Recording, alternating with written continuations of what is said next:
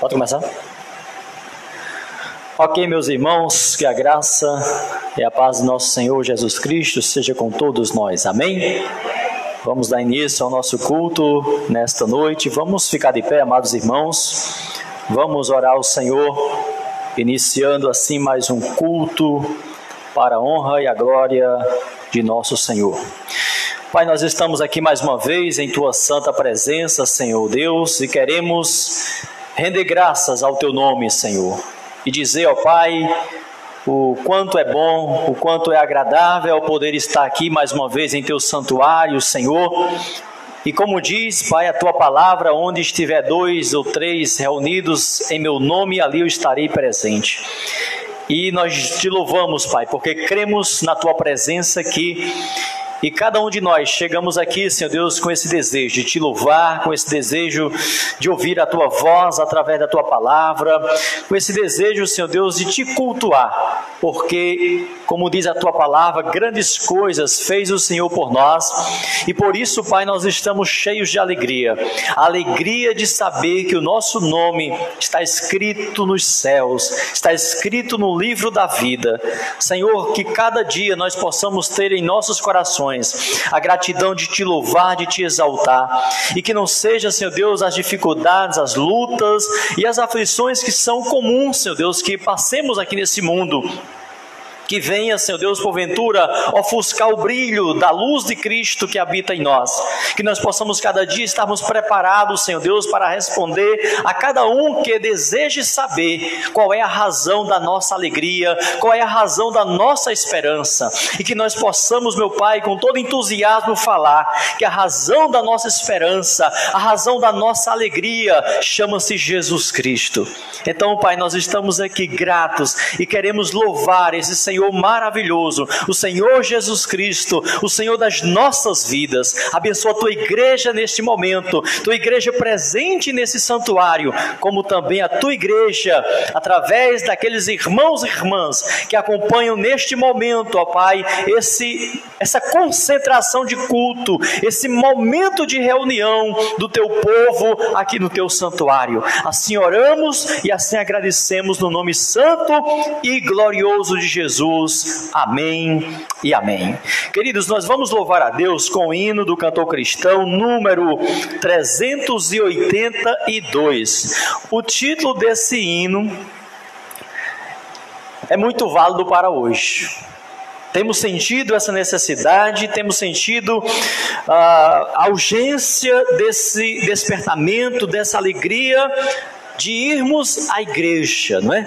De vir ao santuário de Deus, à igreja do Senhor. Então, 382, vamos à igreja. Tenho gozo e alegria celeste quando vou adorar ao Senhor com os crentes em Cristo na igreja, quando juntos rendemos louvor.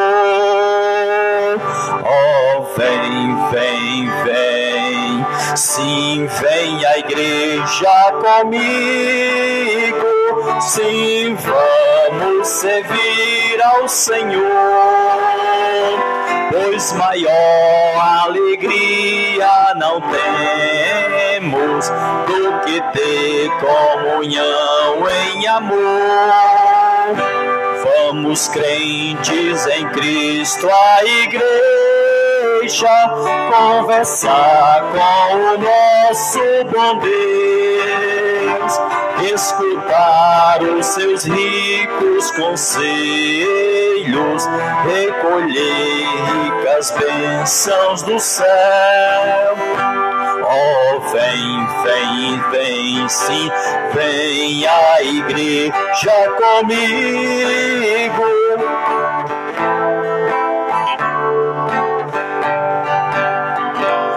Pois maior alegria não temos do que ter comunhão em amor. Com prazer eu aguardo a chegada desse dia do meu Salvador. Nele, pois, a minha alma contente se derrama em ações de louvor. Oh, vem, vem, vem, vem, sim, vem à igreja comigo, sim, vamos servir ao Senhor, pois maior alegria não temos do que ter comunhão em amor. Ó meu mestre divino e amado, eu contigo desejo viver, tua lei, tua causa e teu povo quero sempre abraçar, defender. Oh, vem, vem, vem, vem, sim, vem à igreja, sim, vamos servir ao Senhor, pois maior alegria não temos do que ter comunhão em amor. Amém? E que os irmãos que se encontram em casa escute esse convite e não fique em casa. Se você pode vir à casa de Deus, ao culto na casa do Senhor, não deixe de estar na casa de Deus, porque os dias são maus, os dias são difíceis e nós precisamos cada dia, meus queridos irmãos, voltar ao prazer, à alegria de se congregar. Não dá para viver a vida cristã sem uma reflexão diária. Um cristão tem que ser reflexivo. Um cristão que não é reflexivo, ele se torna uma pessoa fria, ele se torna uma pessoa cheia de direitos, ele se torna uma pessoa cheia de razões. Certo? Quando você é reflexivo, você consegue... A reflexão, ela tem a capacidade de olhar para os seus próprios erros. Uma reflexão real da vida não é olhar para o mundo. Não é somente ter uma cosmovisão, uma boa cosmovisão do mundo, mas de si mesmo. Olhar para dentro de si mesmo. Certo? Às vezes eu me preocupo com pessoas que não conseguem refletir, que não conseguem ficar meditando. Meditar significa isso, significa você estar se refazendo, você estar se enxergando, significa você colocar o seu dia no quadro ou numa tela. Refletir é isso, é você pegar um dia, 2 dias, 1 mês e colocar uma tela para você assistir. Olha o que eu fiz hoje, olha como eu agi, olha como eu pensei. Certo? Eu gosto de fazer isso. Refletir, nós precisamos refletir, porque se você refletir sobre o seu dia, se você dever a alguém, você lembra que você está devendo. Reflexão é isso, certo? Se você pisou no pé de alguém, você, puxa, eu pisei no pé daquela pessoa. Mas se você for aquele tipo turrão, que conversa, deixa a vida me levar, eu vou estar lá remoendo nada. Não, a vida tem que ser reflexiva. O cristão, ele tem que realmente responder por cada ato, por cada atitude, por cada ação dele. E isso só é possível quando você consegue refletir. Você vai na casa do irmão, quando você chegar, você reflete. O que foi que eu falei? O que foi que eu disse? Tem que refletir, irmãos. A maneira como você fala com as pessoas, como você age, o sim, o não, tudo tem que ser motivo de reflexão. O que você fala tem que colocar realmente a peneira da reflexão. Uma vida reflexiva, ela faz com que você cresça, com que você amadureça. Certo? E aí quando você para refletir, olhando para as Escrituras, meditando na palavra, né, remoendo ali, ruminando, né, mastigando lentamente a palavra de Deus, você lembra de cada coisa, você lembra de cada situação. Aí não tem jeito, aí vem as lágrimas, vem o quebrantamento. Não tem como haver quebrantamento se você agir sempre pela sua natureza egocêntrica, a sua natureza da qual muitas vezes você exalta. Ou seja, essa é a minha personalidade, essa é a minha maneira de ser. Irmãos, não aceite. Por mais que às vezes seja até impossível mudar a nossa personalidade em algumas questões, mas reflita, pense. Nunca ache que você está 100% certo. Coloque sempre em dúvida determinadas convicções. A palavra de Deus é infalível. Mas as nossas decisões, muitas vezes nossas convicções, a leitura que a gente faz, meu irmão, são tantas coisas, não é? Hoje lá em casa, a Giovânia disse, olha, esse parafusinho entra aqui. Eu disse, não entra, você não está vendo que o parafuso é mais grosso. E eu joguei para lá. E ela falou, venha cá, olha como o parafuso era daqui. No meu olhar, daquela maneira de simplesmente tentar e não conseguir da primeira vez, olha, aquele parafuso não foi feito para entrar naquele local ali. E era. Ou seja, para mim, foi um erro de fábrica. Mas muitas vezes a gente dispensa o olhar do outro, né? A análise do outro. Não, ele disse que era assim, mas que conversa essa, eu olhei 2 vezes, não é desse jeito. E a gente segura, tá naquela maneira dura, certo, de não arredar o pé. Não. Senhor, será que eu não estou errado? Será que eu não agi errado? Será que eu não olhei errado? Será que não foi uma confusão de visão? Então, todas essas questões, irmãos, a gente tem que levar para a nossa reflexão.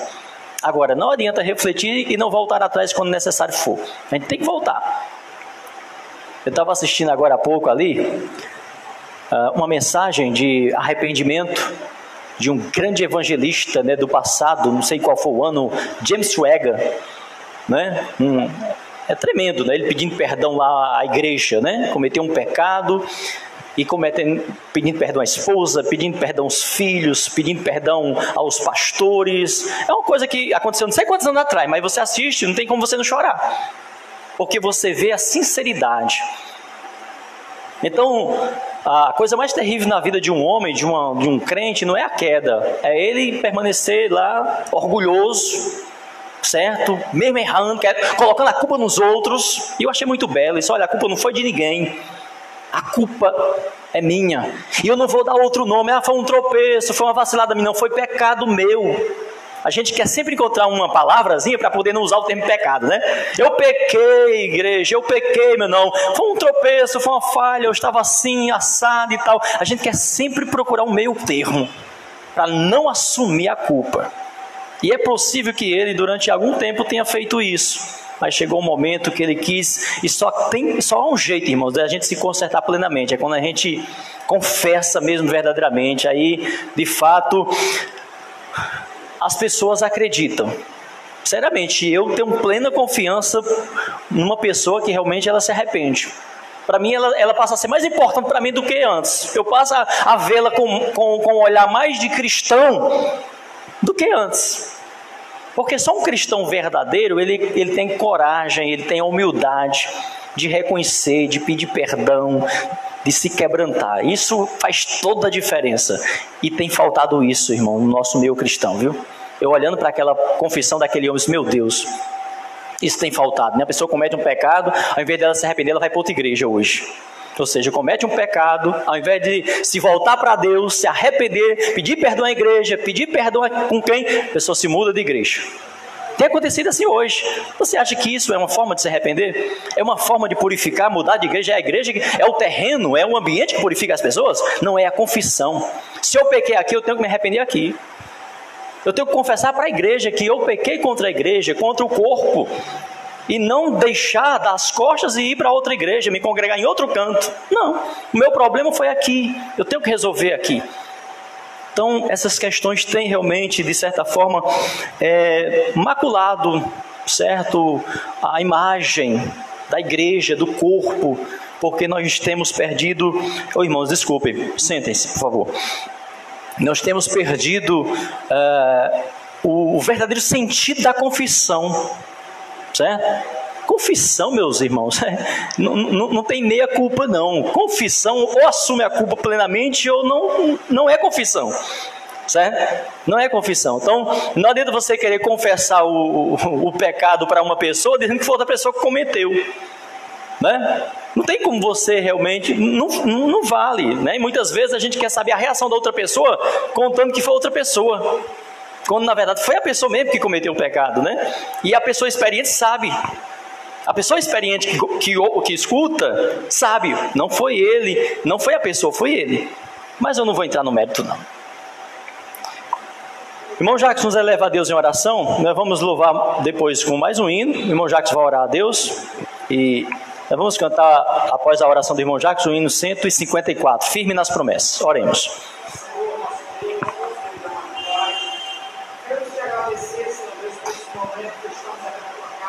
Amém, Jesus.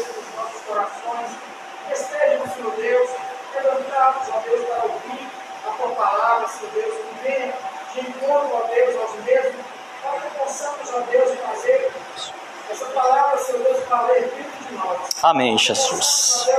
Refletir, Senhor Deus, verdadeiramente a tua imagem, Senhor. Glória a Jesus. A tua imagem e semelhança. Amém, Jesus. O nosso proceder, Senhor, deve ser verdadeiramente, ó Deus, que transpareça, Senhor, as tuas verdades em nós. Pai, dai-nos, ó Deus, sabedoria para admitirmos, ó Deus, quando estivemos errados. E sejamos, ó Deus, verdadeiros, ó Deus, diante de ti. Recebe, ó Deus, o nosso culto. Recebe, ó Deus, a nossa oração. Pois nós te agradecemos no nome daquele que é tudo pode. Em nome de Jesus. Amém. Amém. Firme nas promessas. 154.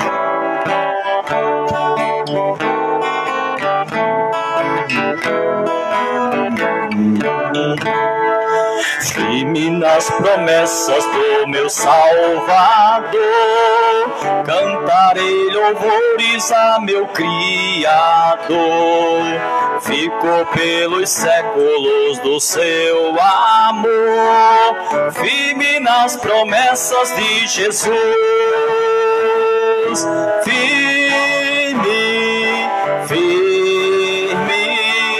Firme nas promessas de Jesus, meu mestre.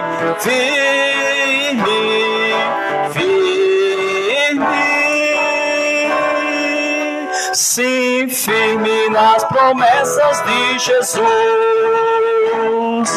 Firme nas promessas, se lhe falhar, vindo as tempestades a me consternar, pelo verbo eterno eu hei de trabalhar.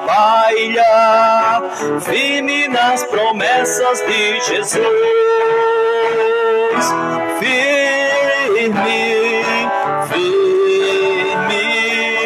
Firme nas promessas de Jesus, meu mestre.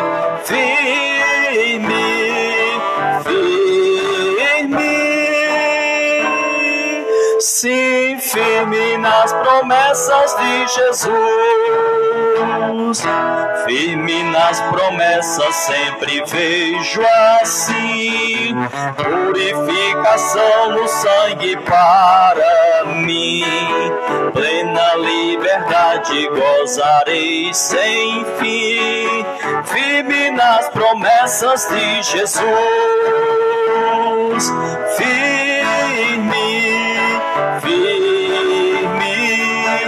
Firme nas promessas de Jesus, meu mestre.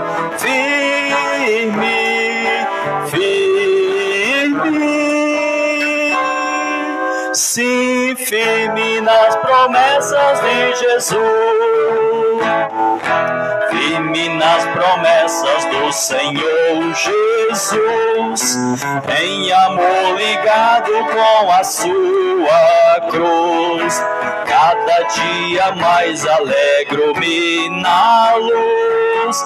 Firme nas promessas de Jesus. Firme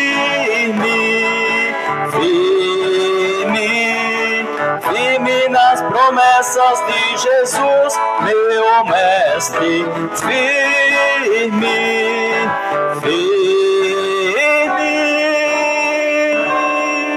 Sim, firme nas promessas de Jesus. Amém? Glória a Deus, irmãos, que assim nós possamos caminhar cada dia, não é? E para a gente se firmar numa promessa, a gente tem que ler essa promessa de vez em quando, né? A gente tem que estar lendo a palavra toda, né? De Gênesis a Apocalipse são promessas infalíveis de Deus, né? Basta tão somente nós entender, né, o contexto da promessa, né, o modo como ela se aplica, a extensão desta promessa, o alcance dessa promessa, quando essa promessa se cumpre, né? Então a palavra toda de Deus é uma promessa de Deus para as nossas vidas. Irmãos, abra sua Bíblia na segunda carta de Paulo aos Coríntios. Eu não quero passar de 20 minutos nessa reflexão. Desafio, não é não para mim? 2 Coríntios capítulo 4, versículo 16 ao 18. Então, para eu não passar de 20 minutos, já sabe, não faça esboço, não é?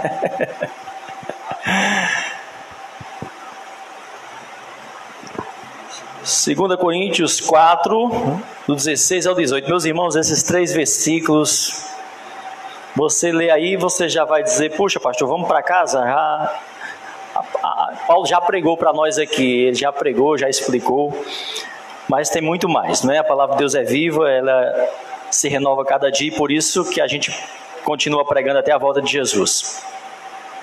Por isso não desfalecemos, ainda que o nosso homem exterior se corrompa, o interior contudo se renova de dia em dia.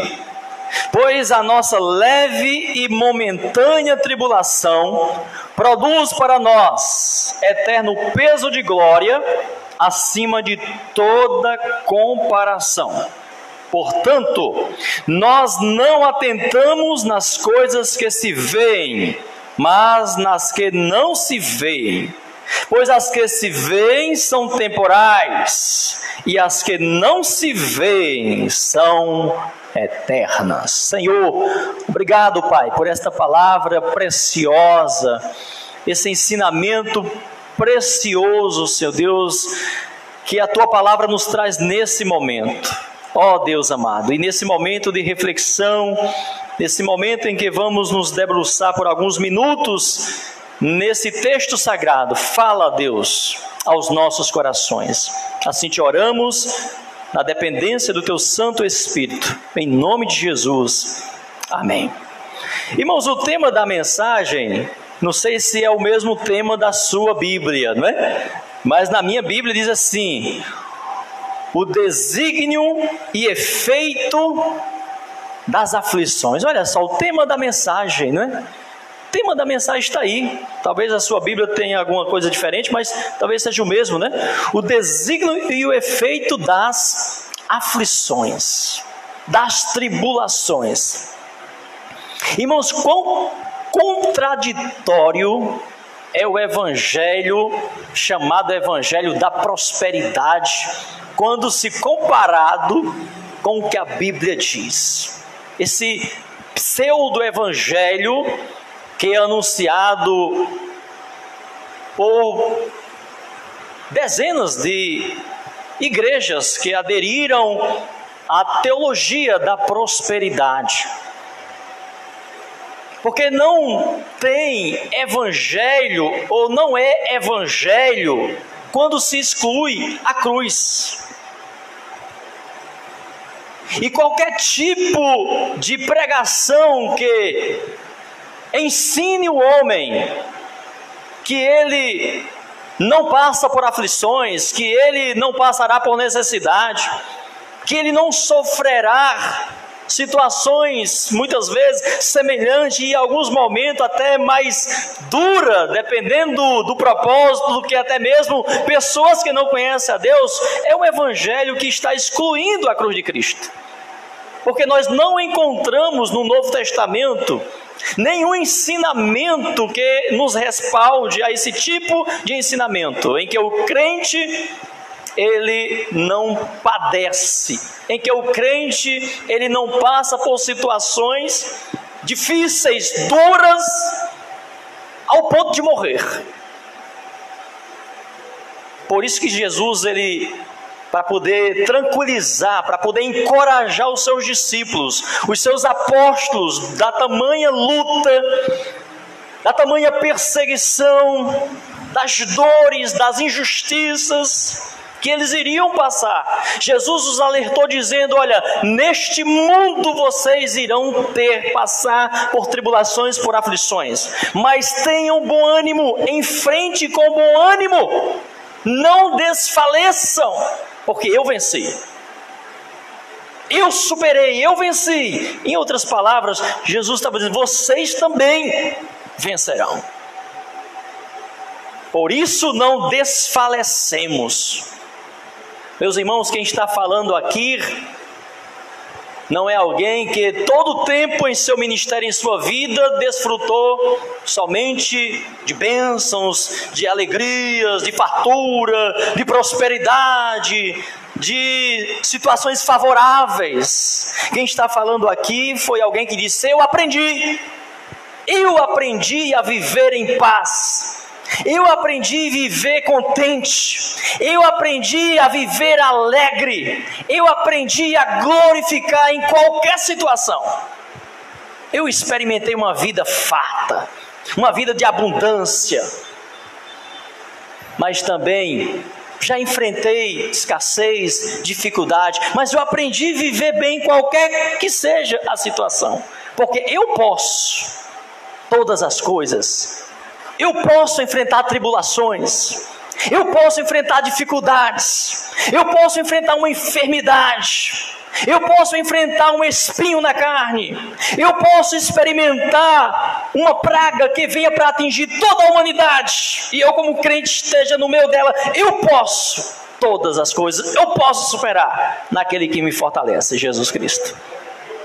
E da mesma forma, eu posso ser rico, eu posso ter o melhor carro, eu posso ter a melhor mansão, e nada disso vai me ensoberbecer, nada disso vai me tornar um arrogante, nada disso vai me tornar um intolerante, vai me tornar um humilhador das pessoas, um egoísta.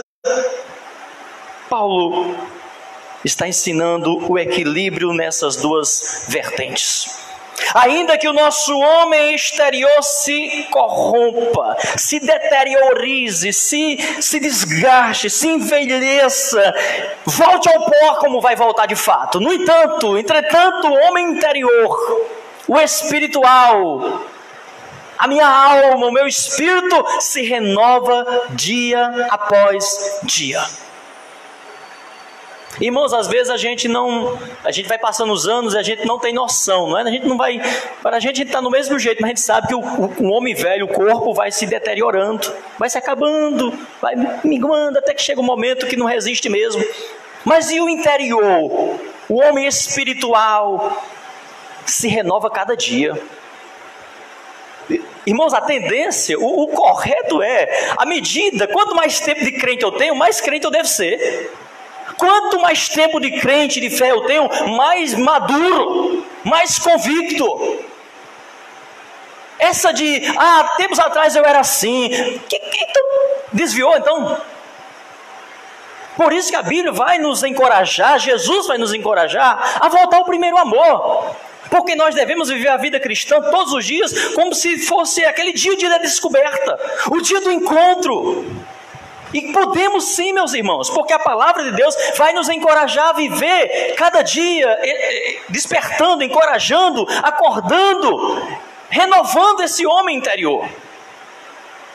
Então, ainda que o homem exterior, ainda que muitas vezes a gente não possa realmente, vai chegar um momento que a gente não pode mais fazer determinados trabalhos, assumir determinadas missões como servo do Senhor.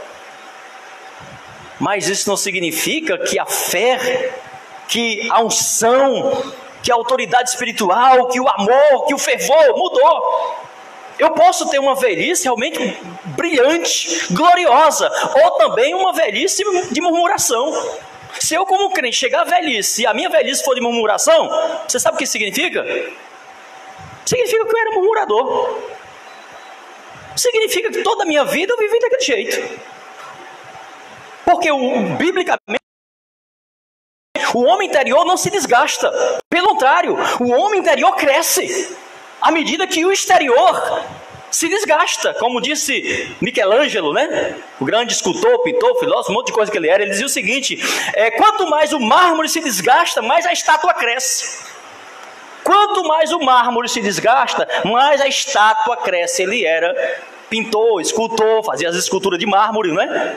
E é interessante isso. Ou seja, quanto mais essa carcaça, quanto mais esse homem velho se envelhece, se desgasta, mais o interior deve estar fervoroso.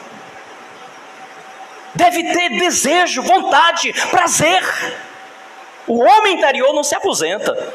Não, o que se aposenta é físico mesmo. Às vezes a gente quer vir, né? Mas não pode. Como nós temos na nossa igreja alguns idosos. Como eu gostaria de estar na casa de Deus. O homem interior desejando, avivado, querendo. Mas chegou um momento de deteriorização mesmo, né, de desgaste, que realmente não dá mais para fazer o que se fazia antes. Mas é motivo de tristeza, de reclamação. Se eu pudesse, não, glória a Deus. Irmãos, eu quero o dia, Senhor, que eu não possa mais vir para a tua casa quando eu estiver nessa situação. Eu vou dar glória a Deus, aleluia, porque eu não posso, mas o meu desejo era de estar. Isso aí está tranquilo demais. Agora eu ter saúde, disposição, mas o homem interior morto, jovens mortos, jovens fisicamente, fortes, robustos, mas o espírito abatido, o espírito cansado, o espírito desanimado, porque embora fisicamente, até alguns fazem exercícios, se exercitam e tal, cuidam bem da sua beleza física, mas não estão cuidando devidamente do homem interior. E isso realmente, meus irmãos, é lamentável. Pode ter certeza, se não se voltar, vai se tornar um idoso, um adulto realmente frio, desanimado, desigrejado, e os filhos, se não se converter mesmo por propósito de Deus, os que mais se desviam são filhos de crentes, você sabia? Assim. E penso que os pais muitas vezes têm culpa. Muitas vezes têm culpa. Porque o filho copia muito realmente nossas ações. E o que diz a palavra de Deus, irmãos? Paulo diz o seguinte, que é para acontecer o contrário. Abre aí Romanos capítulo 13, versículo 11. Paulo diz assim: e fazer isto, conhecendo o tempo, já é hora de despertarmos do sono, porque a nossa salvação está agora mais perto de nós do que quando aceitamos a fé. É claro que Paulo não está falando da salvação, essa salvação que nós já aceitamos. A salvação aqui diz respeito a ir para o céu mesmo, a estar lá, e ao encontro do Senhor, ou seja, está mais perto, ou seja, salvar-se definitivamente desse mundo, está mais perto do que quando nós aceitamos a fé. Estou com 24 anos, 25 anos de crente. Estou mais perto. Já pensou desistir? Já pensou voltar atrás, jogar 25 anos da minha fé no lixo? Não, viu? É por isso que quando alguém volta depois de tantos anos é meio duvidoso, viu? Será que a pessoa realmente tinha um nome escrito no livro da vida?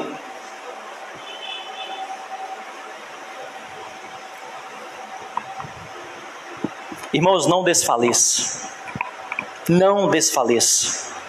Alimente o seu homem interior. Abra sua Bíblia também aí em 1 Pedro, capítulo 5, versículo 10.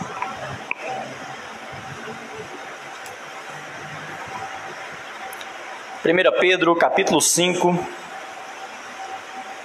versículo 10, diz assim a palavra de Deus: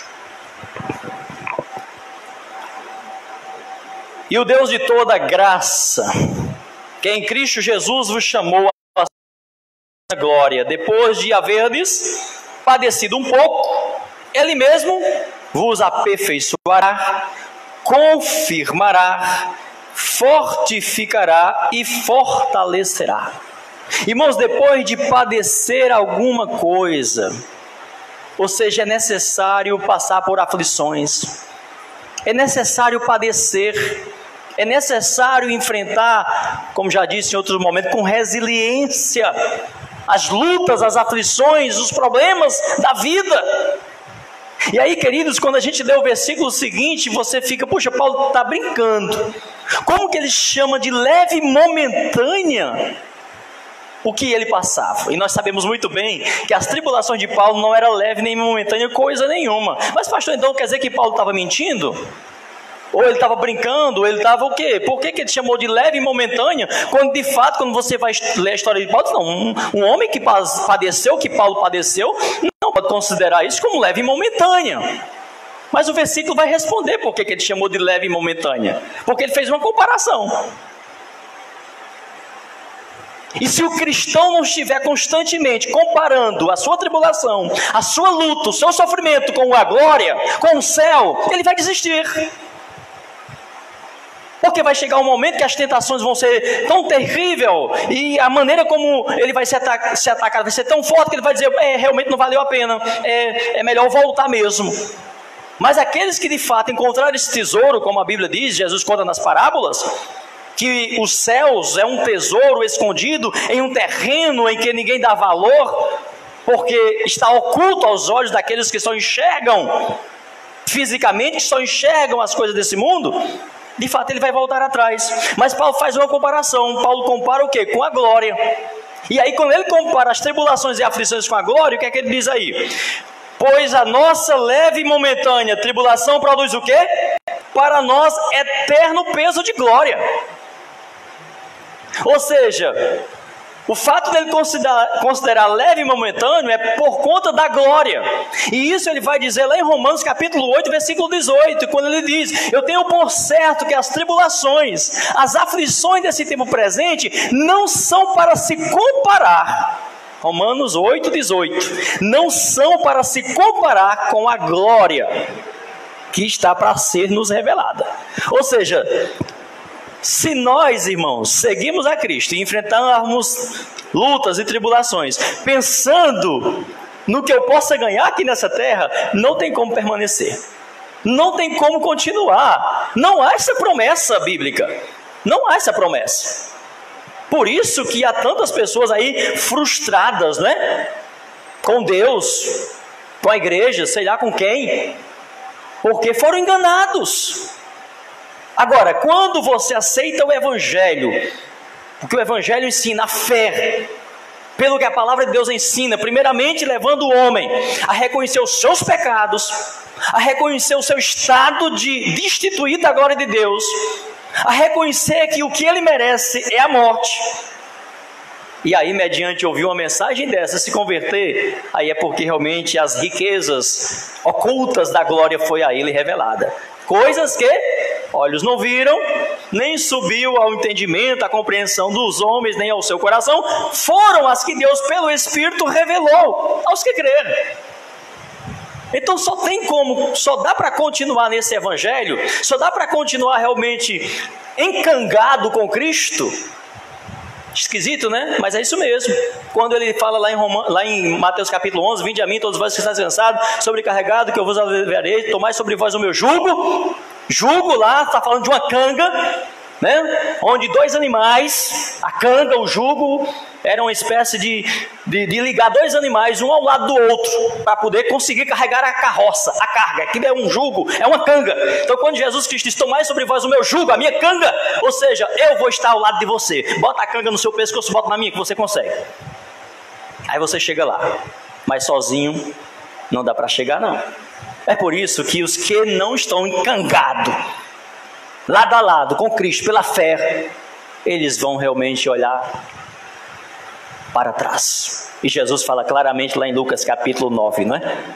Que quem lança mão do arado e olha para trás, não é apto para o reino de Deus. Então, queridos, essa leve e momentânea tribulação produz para nós um eterno peso de glória acima de toda comparação. Então não tem como comparar, não tem como fazer comparação, não tem como fazer medição, não tem. Portanto, nós não atentamos nas coisas que se vê. Meus irmãos, se for atentar para as coisas que se vê, então vai desistir. Se for pensar na morte, você nega Jesus, não é? Se de repente você fosse encurralado para negar, você tem que pensar nas coisas do alto.